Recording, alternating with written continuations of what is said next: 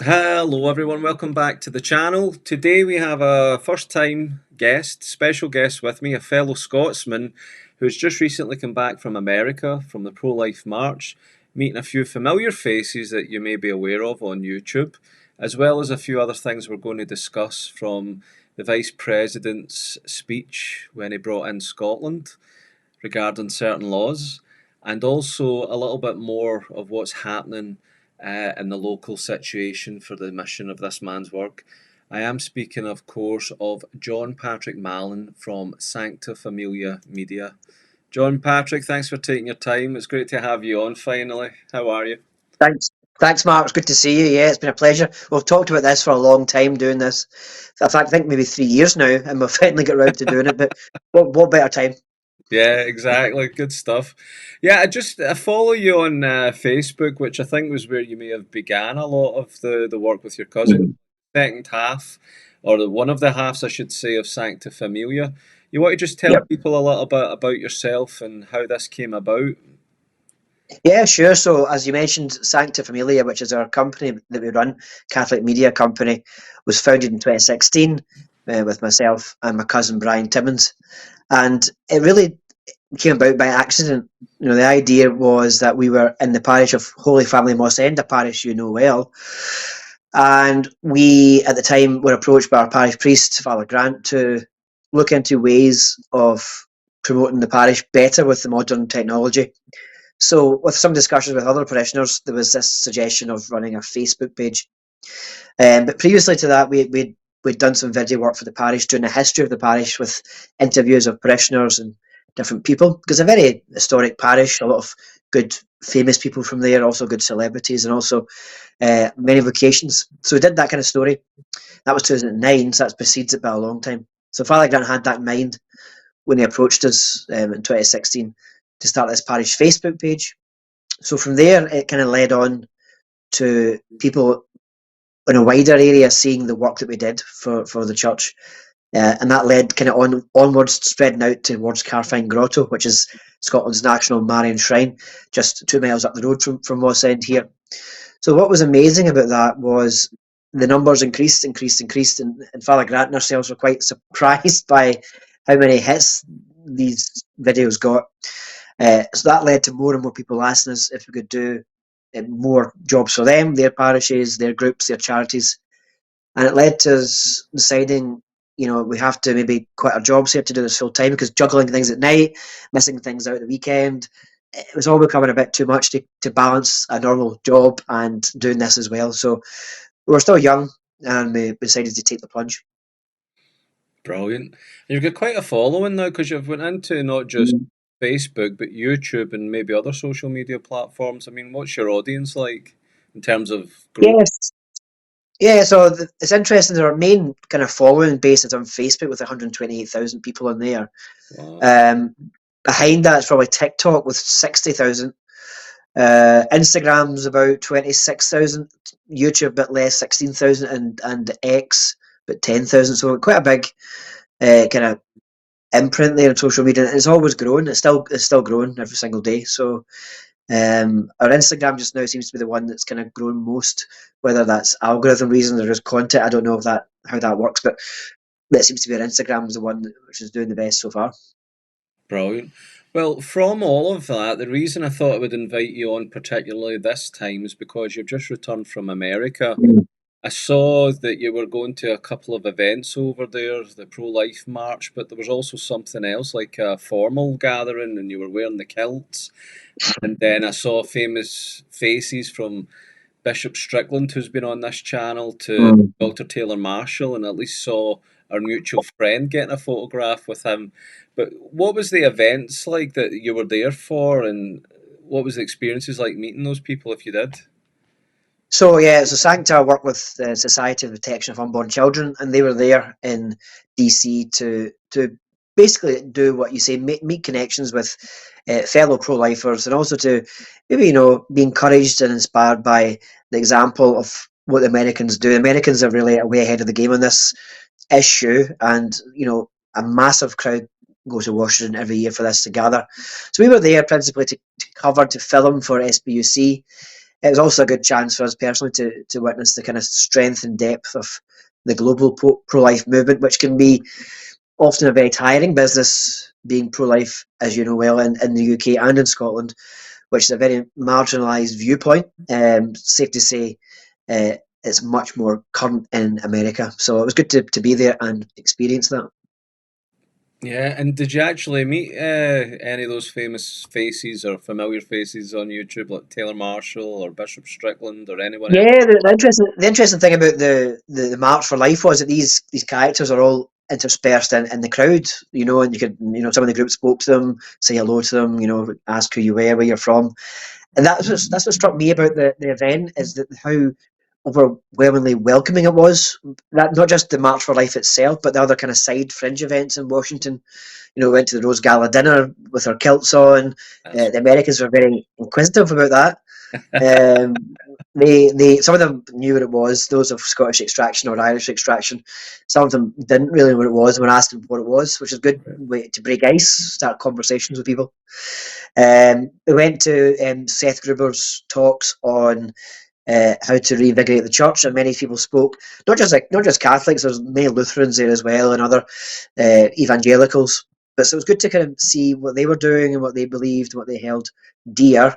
Isabel Brown was a very good person to speak to. She's a very big following online as a Catholic. Other Catholics I met as well, and including the pro-life Spider-Man, which was an interesting one. This is a guy that climbs buildings to raise awareness for abortion, survivors and also mothers and babies, which is a really, if you look on his Instagram, and that's crazy, but a very nice guy, very down to earth. Sounds like a few more people I have to look up and follow. Did you find a lot? Yeah, I mean, Yeah, please go. yeah, I found a lot of people, new contacts, not with the pro-life sphere, but with the Catholic sphere as well, because the pro-life sphere is generally, I would say, the same as the Catholic sphere, or it should be anyway. And every Catholic should be pro-life and vice versa. But that to me was a very fruitful experience in Washington, seeing that. Really quite powerful. Well, before we go into the other part of your journey, let's stick with that topic for now because I've Mhm. been watching much TV in recent weeks or YouTube, to be honest with you. But I see Vice President JD Vance spoke up a lot on this topic, and he specifically highlighted a lot that was happening in Scotland with the Yeah. laws. Do you want to just, first of all, tell our audience why he picked on Scotland based on these laws and what it actually is that's happening? Yeah, so this has been a massive outcry about this in the last few days in the political sphere, on social media. We are getting a lot of attacks on social media simply for sharing the snippet of the Vice President talking about this issue in Scotland. I think it's important to say that, as a Catholic, we have some issues with the Trump administrations in the sense of certain churches' social teaching. That's fair to say. But we also have many things we agree on as well, as it should be in a rational debate. But such as the cancel culture, so embedded in this country, just now the UK and Scotland, even the mere mention of someone who is linked to that administration or has a different view from the zeitgeist is to be totally and utterly rejected and decried as fascist, right wing, which is certainly not we don't stand for that kind of beliefs, but certainly that's how he's been depicted by those detractors online. What he did say was, it was quite simple, is he highlighted the fact that the buffer zone legislation has been brought in across the UK, but specifically in Scotland, it's been brought in by the Green MSP Gillian Mackay. The entire Parliament, apart from one MSP, John Mason, voted for that. And what it did was it brought in buffer zones into the country, which means that within 200 metres around a hospital or abortion clinic, you cannot be allowed to stand, pray, disseminate information, counselling, or offer help any way that be construed in changing a woman's mind on abortion. Now, I've been to cover many of these, we call them vigils in the pro-life movement, where it's basically just old women praying with rosary beads. I mean, it's the most unoffensive thing you can imagine. It's somehow been depicted during this whole debate before the law was brought in, that it was really intimidatory, really aggressive, harassment. I can honestly say, hand in heart, I've never seen anything like that in my life. What I do see is people who are concerned for mother and child, and they're depicted very, very badly as being some kind of anti-woman hate group, which is not my experience at all. So that was a kind of talk before this law came in. Meanwhile, in England, of course, as well, Isabel Vaughan's Press, we both know, she's been arrested because she's just stood there. She was arrested for the voices in her head. So it's so arbitrary. The law is so vague. So what JD Vance was saying is that he's calling out that rollback of civil liberties, of freedom of thought and expression, which is ultimately the case. And interestingly, he's calling out the specific letter which was sent. And the funny thing is the people who support this buffer zone law have reacted with howls of lies. He's talking nonsense. We have the letter. It's there for everyone to see in plain writing that it says that private property in your own home, in your garden, may be considered an offence if someone deems it worthy of reporting. So how arbitrary is that? Like this idea that something, and then they're coming on like on TV and on computers on saying that, well, it's to do with putting offensive signs in your window or handing a leaflet over your hedge or using a loudspeaker in your garden. That is very nebulous the way they worded it. And I think what's interesting is that even in this cacophony of people running to try to defend the law against JD Vance's comments, very simple comments, even the Health Secretary, it was the old Health Secretary, can't remember his name again, Neil Gray is the current Health Secretary in Scotland. He even went as far as saying that silent prayer isn't banned at all. So does that mean that you can stand silently in a buffer zone in Scotland? We don't know. So it's very vague, very unclear. So those who propose this law are basically very mad that they're being called out by the Vice President, who rightly highlights how draconian in nature it was. And what we've been doing on social media, and SPUC been doing on social media, highlighting the real absurdity of such a law, which wasn't necessary. Police Scotland were invited to the consultation period for this. They had nothing to add because they have the laws in place to deal with any crimes that may have taken place. There were none. And also, Mark, as well as me, in the age of social media and phones, if someone does the least transgression on public, it's on film for all to see. I've yet to see any film or video evidence of hatred, intimidation, or something that's scary, even at least a bit scary or offensive outside these videos. No, for sure. I think the alarm thing with the headliner is even in your own home, you could be arrested for it. But it's a case of explaining more what that could mean. And for the little land of Scotland, for the Vice President of America to highlight Scotland of all the nations that he could, I think it really does make your eyebrows raise at the fact that what is going on in our little country that's got such rich history, especially for standing up against dictators and tyrants. This is the thing, right? I absolutely, I'm putting on my goodwill hat here. I think the majority of people and the MPs who voted for it were thinking they were doing the right thing by saying, well, why wouldn't you? Why would you not vote for something that's going to protect women, that's going to remove harassment, that's going to give people less hard feelings? And I just think there's a superficial nature to this debate where it just seems to be the easy option without really discussing in depth what is going on. And also at the heart of it, missing out the entire fact that we're talking about saving the lives of babies and protecting mothers from the harm of abortion as well. So these things are kind of swept under the carpet in the debate and becomes kind of big bad fascist man in America's telling Scotland what to do. And you can see why that would get people in Scotland annoyed. This idea that's kind of external forces kind of saying, making up lies about our country. If you sit down and analyse it, that's not what JD Vance was doing. He was telling the truth. And certainly as well, the goodwill which people extend towards women in this situation is shared by those on the pro-life side, absolutely shared by them. And I would argue that both want the same thing, but I think the law needs to reflect more clearly and not cross dangerous boundaries of civil liberties. Yeah, for sure, well put. I'm just thinking it'll be interesting to see what's going, because the way America's coming in hard with President Trump being back now, and then again this one of many stances that he has, the influence that will have, a hopeful positive influence that will have over the countries, and in terms of how that's going to work in terms of sanctions, trades, other reasons politically that'll always first of all help America, but there might be something in that in the near future. Who knows? Unless you know any more. If not, I'll ask you another question. Well, not really, no. But I just think, we have to be quite cautious about Trump's pro-life credentials in some senses. That the administration is, in essence, he brought in the pro-life Supreme Court judges, which led to the overturning of Roe versus Wade. But he's always maintained that abortion's for the states to decide. He's never been for a federal ban on it.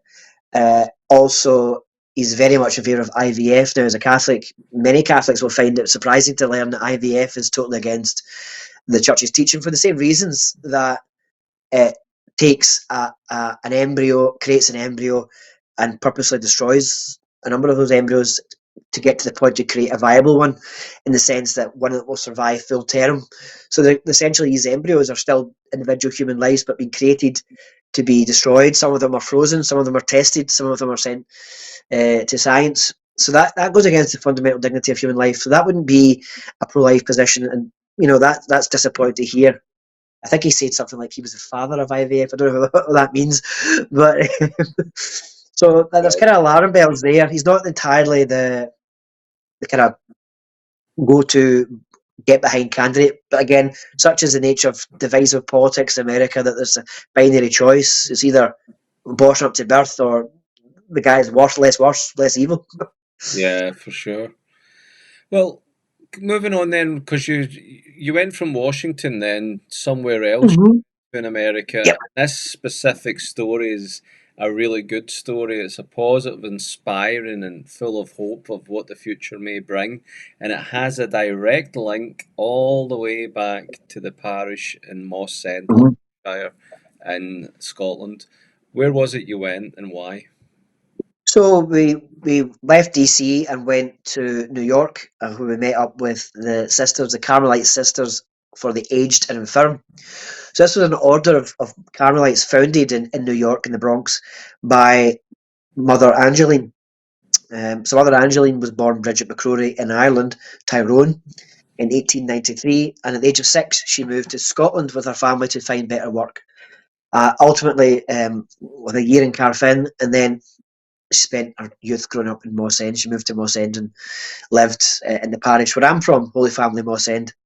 So the family stayed there. She grew up, and in 1912, after going through school, or primary school, going to Elmwood Convent School in Bothwell, she then pursued her religious vocation, leaving the parish to become Little Sister of the Poor, starting in Glasgow and then to France, and then putting assignment in New York.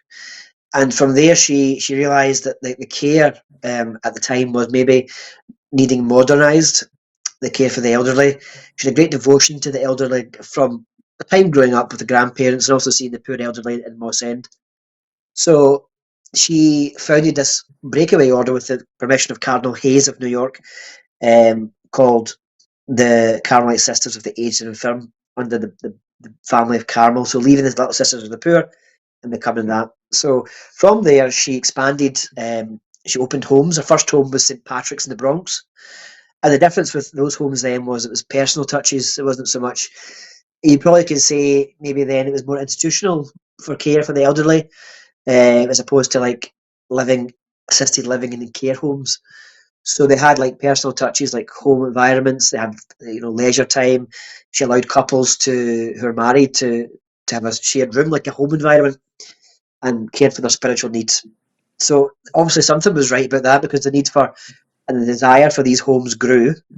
And she very, very quickly over time, if you look at her biography, it started to populate, New England and the northeast of the USA with different care homes. And I think there's like something like 40, I think, just now in existence, with 130 sisters still manning these homes and running these homes.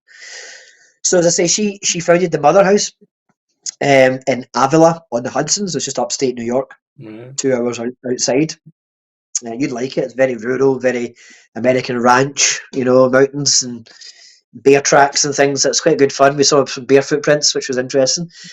But they put us up there. She's buried up in the estate up there, and you saw the archives. You saw the kind of influence she had. How, just the buildings she built were insanely big. That 83-acre estate, and for training novices, the Mother House Manor, just the grounds, and even like the home in New York we stayed in, the Walsh home. That's a 20-story building. Wow.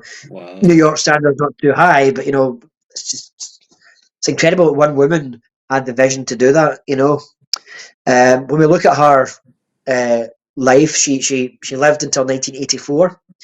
She came back to Scotland many times. Listening to our tapes, we're doing a story of her life. She recorded a lot of her kind of speeches to her sisters. She's got the Scottish accent. It's funny to hear a kind of Scottish accent. Some of the things, a wee bit mid-Atlantic as well, a bit American in there. But she came back many times to Moss End, back to the parish. Her parents are buried in Airdrie. Her sister's buried in St Joseph's in Airdrie as well. That's where a lot of my family are buried there. That's how local this is. Yeah, so they're buried there. Her father was killed in the Clydesdale Steelworks before she left to join the Religious Sisters. He was burnt by molten metal or iron, which is not a nice way to go by any means. And then the family stayed here throughout their life. So she came back. She was very known for her kindness, very, very kind-hearted woman, very big woman. She was quite stout, but also very tall. Apparently she was 6 foot, around about that. So quite a presence. But gentle, and speaking to the nuns who knew her, who were under her care, who were with her when she died, speaking to parishioners here in Moss End who she visited and were kind to. During the war, she sent fruit to Moss End. As rations were low, she sent fresh fruit from America. She bought some of maybe the neighbours who maybe not as well off, their communion dresses, sent them home. Wow. From America. So these kind of small acts that people wouldn't know about, but at the same time having a colossal footprint on the care of the elderly and the dignity of the elderly. I was reading up the kind of link to the presidents. Jimmy Carter wrote her a letter of commendation. The mother Bernadette, so his sister Bernadette, was kind of delegated to do some meetings with Lyndon Johnson when it came to the reform of the Medicare Health Act. I need to look at more of the details of that, but I know that she did have the links there with that. Ronald Reagan wrote a commendation on her death, a letter from the White House. We've seen that copy of that letter. Wow. Yeah, and it's funny. I came across an interesting video talking about Trump, of his mother. Also, Donald Trump's mother is Scottish. Yeah. I was looking up a video of her to see how she sounded, because she did sound kind of mid-Atlantic Scottish as well. But in the video interview, I can send you it later on, she talks about going to a fundraiser in New York for the Carmelite Sisters there. And she says that Dawn was there as well. So interesting. The sisters were surprised to hear that, but obviously they'd given her some money as well in the past. The Trump Foundation, wow. Trump family. So the connections with Mother Angeline and really, big players in America are there. Even the Saints. She was good friends with Canon Taylor. She had a good connection with the Sisters of St. Therese and Lisieux as well. Wow. And she met several popes. She met Pius XII, Pius XI, Pope John the 23rd, Pope St. John the 23rd, Pope St. Paul VI. So for a wee girl from Moss End, she didn't do too bad.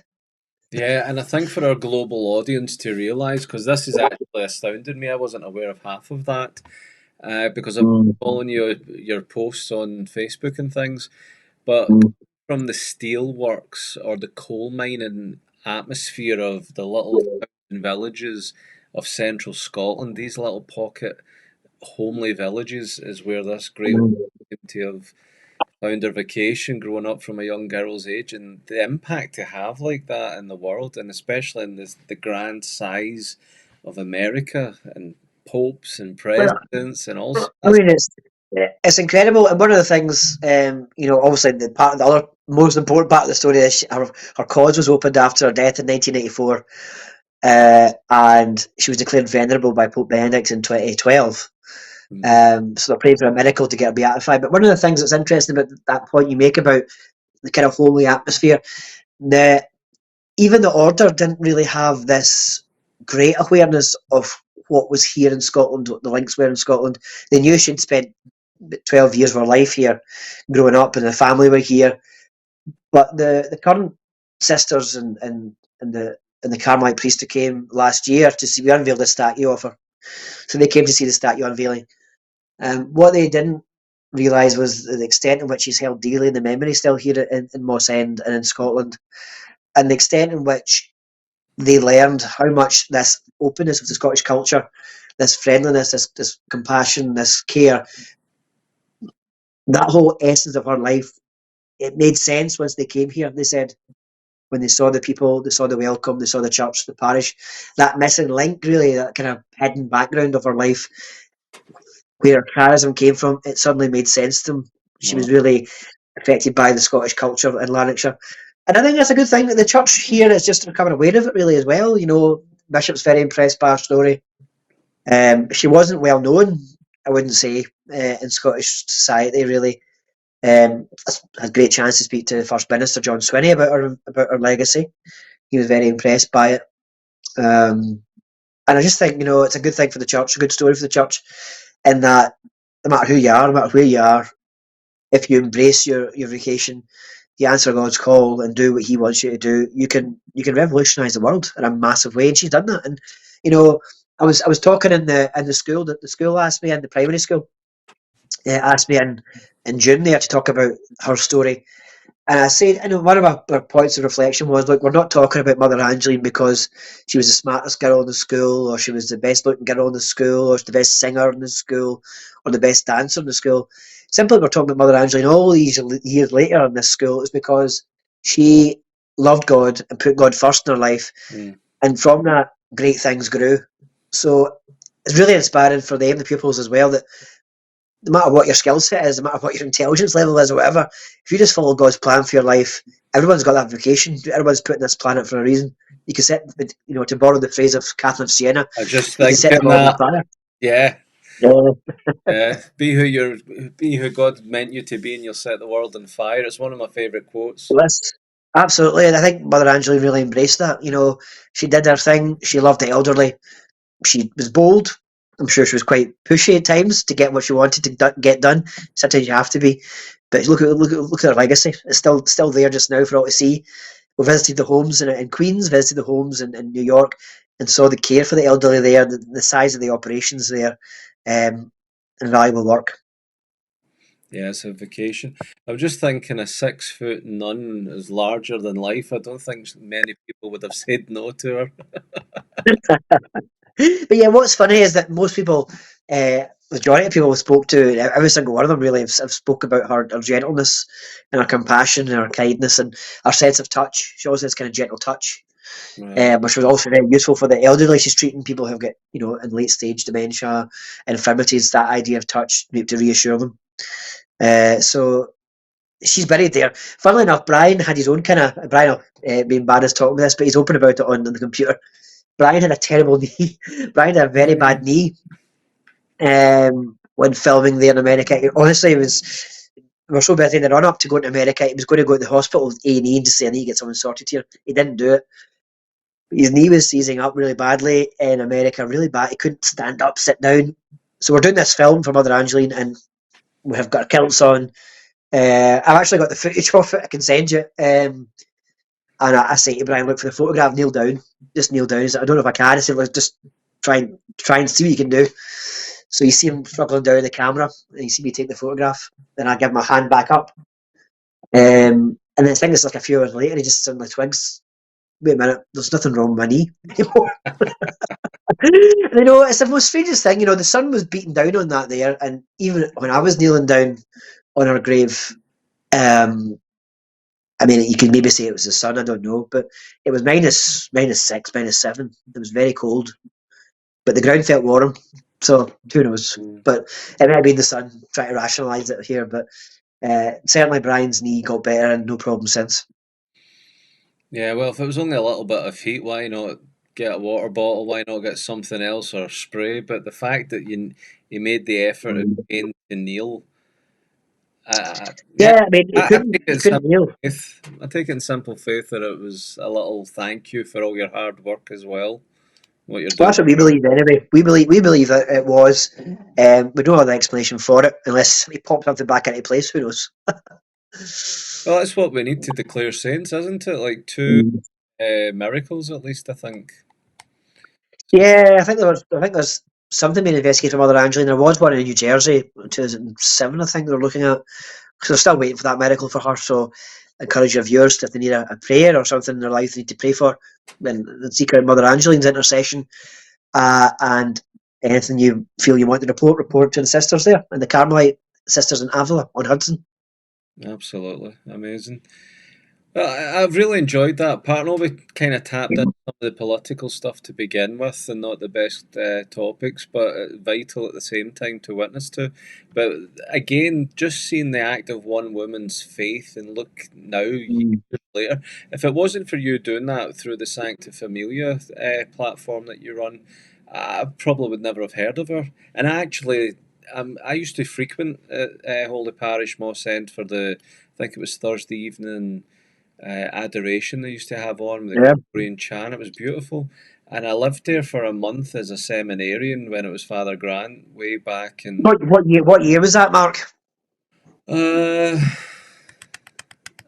it must have been perhaps 2011, 2012, maybe 2013. All right, so it could have been about the time she was declared venerable, because that's how I first learned about her. Father Grant put the bulletin notice. The order contacted him to tell him, inform him that she was made venerable. He put it in the bulletin, and that's what I first thought. Oh, that's an interesting connection. Never knew that. And then when we were doing the 150th anniversary of the parish in 2018, focusing on the history of it, as I say, a lot of vacations from the parish, and she was one of them. We kind of talked about that, got us in touch with the Irish connection, our Irish birth parish. So we do kind of joint pilgrimages with them. And from there, the Americans got involved. So really, it all just kind of came from that, you Uh, know. it's a great story when it comes to just one person's faith, and the fact that people Mm. are alive and know her, who met her, Yeah. or well have memories. And she might, I mean, if you're on your way to sainthood in heaven, you're already a saint. It's the formalities, isn't it? But to Uh, know a saint, mm. there's something quite impacting about that. That's incredible. We have a lot of our letters. We have a lot of our kind of things she sent to the parish and the priests here up in our office. We have those things. Some of the neighbours have things from her as well, just down the street. She was very well known in Moss End, and so was her sister, Lizzie, who obviously was buried here and died here. So that connection's still there. Amazing. Absolutely amazing. In fact, it's so local. I think people around Carfin and Moss End, especially, need to get the praying going for that miracle for someone, because we know the Mother of Diocese loves their Lourdes pilgrimages every year, Mm. and we know it's always there with a lot of sick, firm people. Yeah, I think there's just one there. I absolutely, think absolutely. Sister Angeline's just ready. Well, as well, not trying to bring back politics again, but I always think this is so pertinent that, we unveiled this statue of her. And I don't know if you've seen a copy of the statue at all, but it's a statue, um, a very big statue of her, with a woman in a wheelchair and an elderly man with her, hand in hand. And the nuns are blown away by that image of her, because it absolutely captures her charism. But what's really pertinent about it politically is that also Scotland's talking about euthanasia, and so the UK. This kind of idea is that, the dignity of the elderly, the worth of the elderly, she lived that. She would be aghast just now if she would be alive at this moment in time and realise that, countries have this as a law, that the UK could bring this in, Scotland could bring this in, that, the elderly could be discarded. So to me, having that statue of her in the main street in Moss End, on the Calder Road, for all to see the dignity of the elderly, the worth of the elderly, is a reminder to society of what we stand to lose if that ever became law. And I think actually, the tide is turning. I'm certainly praying to Mother Angeline that that will be defeated. I think it will be now. I think when it comes to evil, and that's what it is, I think evil always tries and bites off more than it can chew. And I think this bill, especially on the UK level, has bit off more than it can chew. I think it's revealed its face as lacking safeguards. It's revealed its slides and risks. And I think that will not become law. So I'm praying for that for Mother Angeline. Yeah, that's a good point to make, actually. I'll be doing it as well. I just came back 2 weeks ago from an amazing few days in Derry for the first time. It was a big Eucharistic procession. I ended up 65 locations and 6 continents coincided. A lot of them are linking it to St. Patrick's prophecy about how the fire will be lit in the north for the faith. And just to see how things like that spread all over. And of course, this is the home of Sister Claire Crockett, whose cause has also Mhm. opened up. And again, many people know her personally. I met her actual like siblings there, as well as many other people who had memories of her. And now I'm Mhm. talking to you and about people close to my own home, and the parishes I'm very familiar with who knew this other woman. And it's like I'm surrounded with people on two sides that know these saints. I'm just saying they are saints. They're on their way, formality wise, but they're already in Course, eternity. You know? course, and this is the thing, saints are one of the greatest things, the greatest gifts of the church. I love saints because Yeah. it shows it shows us what's possible, what we can do if we have total trust in God, total love for God, and follow each of our individual vocation stories. I mean, Sister Claire Crockett is a wonderful example. She's just a normal girl. You know, you would have her down as a candidate for sainthood if you met her before she was a nun. This idea that she was a diva, smoked, drank, partied, whatever. It just shows you there's no template who God calls, and it shows us that there's hope for everybody. Yeah. Um, Ultimately, that it's God's providence. He raises up these people, these young people. I was in Assisi a month ago at Carlo Acutis's grave. The prayerfulness and the devotion there is tangible.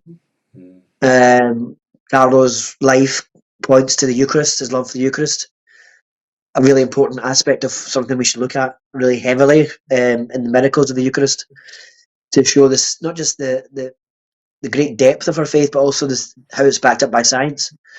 Very important for the modern world. Definitely. Maybe in that note, then you're making me think off the cuff about the faith in Scotland. I know different countries show it in different ways, or there's examples of some countries with many saints compared to others.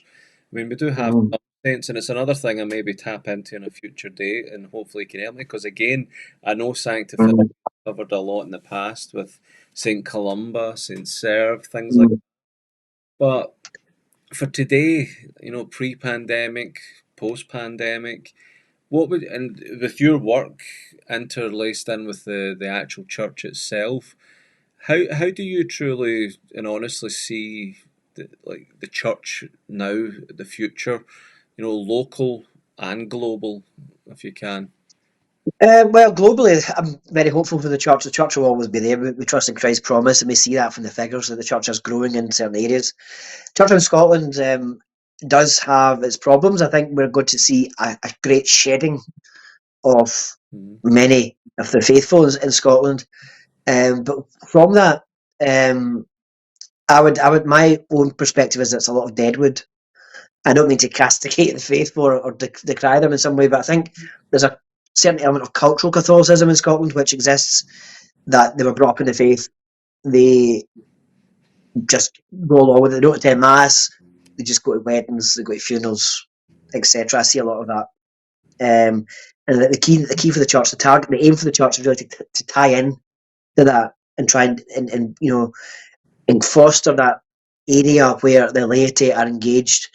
And one of the things I saw is a great increase in hope was with the relics of St. Therese coming, the relics of St. Bernadette coming. When Mhm. you saw a massive number of people who were maybe not always avid churchgoers coming for something different, I think that's what is a solution to falling church numbers. Interestingly, if you compare it to the Kirk's collapsed. One of my biggest worries at the minute. I love history. I love looking at the stories of saints in the past, as you mentioned. The patrimony we all have in Scotland are in these buildings which were at the Reformation taken over by the Scottish Kirk. So they're under the control of the Kirk. They're owned by the Kirk now. But as the Kirk has shrunk dramatically and is now shedding like 2/3 of its buildings, some of those buildings are being sold. I'm just thinking of the ones at risk, like the St. Serf St Certain Monastery in Kouros, where St Mungo was born and raised by those two saints. I'm thinking of the Priory at Les Mahego. That church is under threat just now as well for being sold.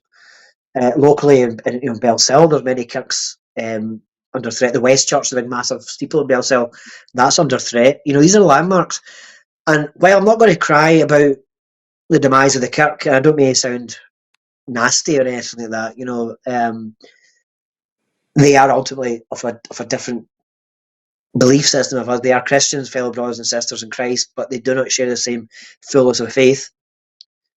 There's something sad about the lack of Christian witness in society, Christian recognition in the high street, that kind of thing coming away. But the figures in the Catholic Church are not shown as that kind of decline, Right. which is interesting. So what I'm really trying to say is it ties into this idea that what do we offer as a church? We offer something different. I'm not here to talk about other people's faith or beliefs. I just don't see what other Christian denominations offer. We have the sacraments, we have the living bread, we have the Eucharist, we have the saints who inspire us, we have the holiness, the marks of the church. It's all there for us to see, the fruits of it. We have confession of the forgiveness of sins. We have all these wonderful things in the church which uplift. And I think there's been a movement in the last 6 years in the church, Catholic Church, to try and become more ecumenical in the sense of doing things with our brothers and sisters in Christ. But ultimately, we need to be Catholic. What does that mean? It means embracing our great traditions. And when we saw the relics tour, this is the weirdest of the traditions, this idea that a saint's bones is visiting somewhere, or St Bernadette's thigh bone is coming to Carfin. To see how that encouraged the faithful, set fire to people's faith, because when the Catholic Church embraces fully its traditions, that inspires people. We're not just some other denomination. We're not just some NGO. We're not just some let's get together and sing a hymn on a Sunday and have prawn sandwiches. That's not what we are. We are the Catholic Church founded by Christ, living, breathing, his body on earth, with the communion of saints. And that's powerful. So I don't know if I'm ranting at you just now, but hopefully you can make some sense. Do you think there's a great witness of faith in the church, local, global, again? Yeah, of course. Yeah. One of the things I find really funny is we've got we're very self-deprecating in Scotland. We don't like to blow our own trumpet. We like to be humble. We don't even like seeing people doing well. I think there's a kind of element of that there. Someone who's self-made. We tend to not. That's why we're kind of probably allergic to Donald Trump in some ways, because he's kind of the total opposite of that idea that, he's a self-made millionaire and brash and Trump signs and gold and all that, Yeah. We're not like that.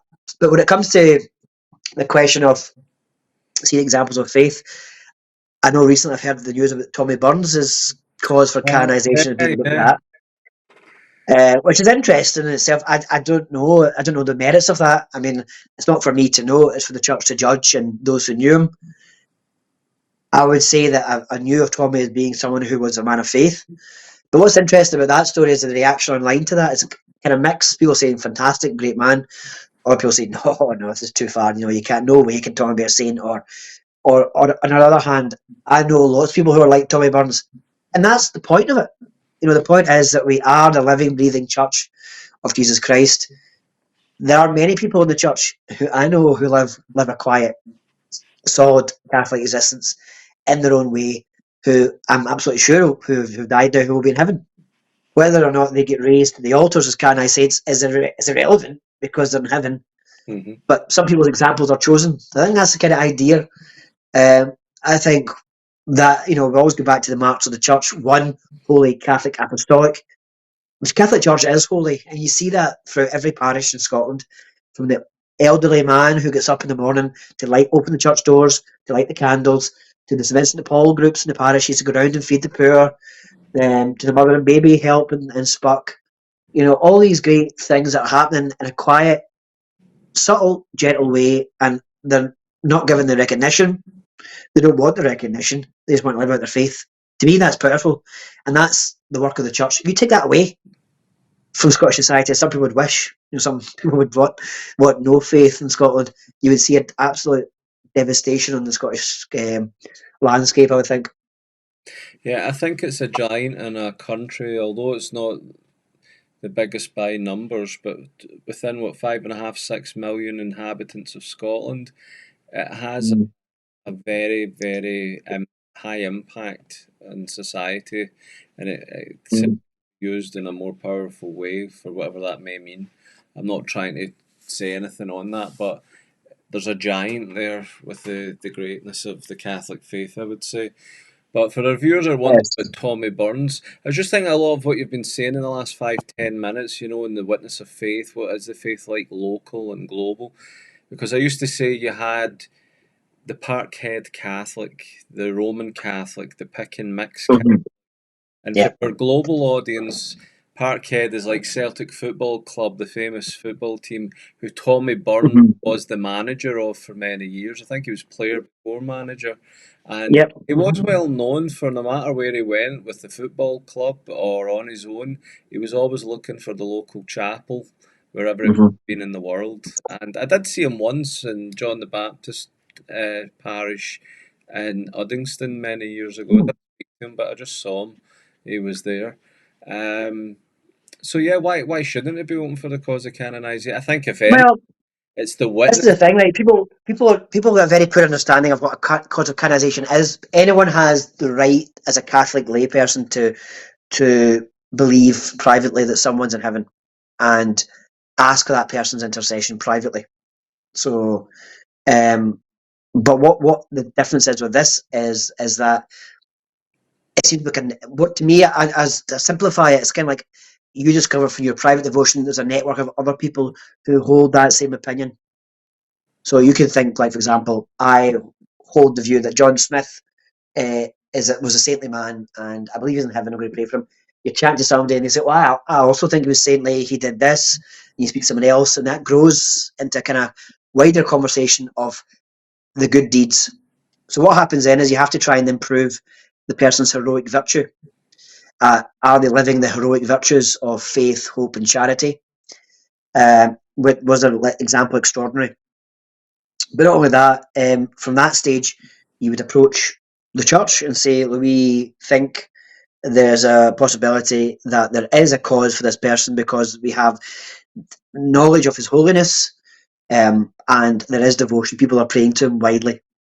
So from that, but then to prove that the person's in heaven, you need to have favours, and these favours have to be, it could be minor, they could be major, but they have to be investigated by the church. So that's when the kind of formal cause opens.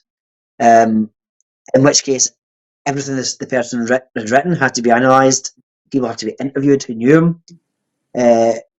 It's very thorough. Uh, some people would call it very invasive as well, and it has to be in the modern sense. Um, so it's not just this idea that, Troy Burns is going to be canonised. This could be 100 years down the line, 200 years down the line, but the process of that starts. It might not go anywhere. Some people are left hanging, if you know what I mean. Like Mary Queen of Scots, for example, is servant of God. She's on, her cause was opened. It never went anywhere because of politics, but her cause was left open. Um, so these things can take a long time. Some can be quicker than others. It just depends. People always have this kind of accusation that, some people are fast tracked. Well, no, it's to do with the amount of prayer involved as well. Like the case of John Paul II. He was so famous worldwide. So many people were praying for him that obviously, with that amount of prayer, there's going to be examples of favors which can be proven and miracles that can be proven. Where lesser known characters, it's harder. It's like finding a needle in a haystack sometimes. But that's always the case. They're always scrutinised. It's always verified. Yeah, which is amazing in itself. I could keep going on. I'm really enjoying this, John Patrick, but I'm just thinking as we're approaching the hour soon. I think there's been a lot covered there, especially finishing on a real Mm. note that we've done. I'm Mhm. thinking, what's next for you in Sancta Familia? Where do you see the path taking you? Like answering, God's call. Obviously, there's a ministry here in what you're doing. What Well, always. always say it is a vocation. I always feel it's a vocation or job. So as such, you never really can second guess what's going to happen for us, where we're going to be. Our diary always works within like a 2 month schedule. You know, we always see like, okay, in 2 months' time we're going to be there. After 2 months, our diary's empty. Always fills up, thankfully, thank God. But we just live each week and what comes up, you know, and react to the life of the church and the stories of saints and work with the church. So I can't tell you what our plans are. I know right now we're hoping to be at Carlo's canonisation in April. Right. Hoping to be there and witness that if we can get the chance. And a few other trips to Ireland to film for Mother Angeline's life story there. And really that's what we have in the diary just now. Brilliant. Well, I would say I'll maybe see you in Rome then, because we're going to try and get out there as well for the week and take in a few extra things also. Being a significant birthday of mine, that's where I want to go for the Holy Year and the Jubilee and things, and a couple other places too. So Fantastic. keep Fantastic. So that's the 27th of April is his canonisation Sunday. yeah, I think it's Divine Mercy Sunday, isn't it? Yeah. Mm-hmm. Brilliant. Well, John Patrick, it's absolutely brilliant speaking to you there. There's a lot more I think we could unravel, maybe get you back soon. The door's always open. Yeah, anytime. And of course, when I equally start my own podcast, you're more than welcome on. Brilliant, thank you. Would you like to tell people where they can find you? We'll leave the links in the description box below as well. Yeah, sure. You can find us on Sancta Familia Media on Facebook, on X, on Twitter. What's it called? X. On YouTube, on TikTok, and on Instagram. We're on all the major platforms there as Sancta Familia Media. Perfect. Well, thanks again for your time, and for everyone watching, don't forget to check it out. There's always something good to find with the posts there in Sancta Familia Media. I've been doing it myself for many years, and here it's unwrapping more and more from what we've been discussing today. And in the meantime, please give us the thumbs up, give us your likes, shares, subscribe if you haven't already, and do your best to cast those nets and reach as many souls as possible. And until next time, as always, take care and God bless. Thank you.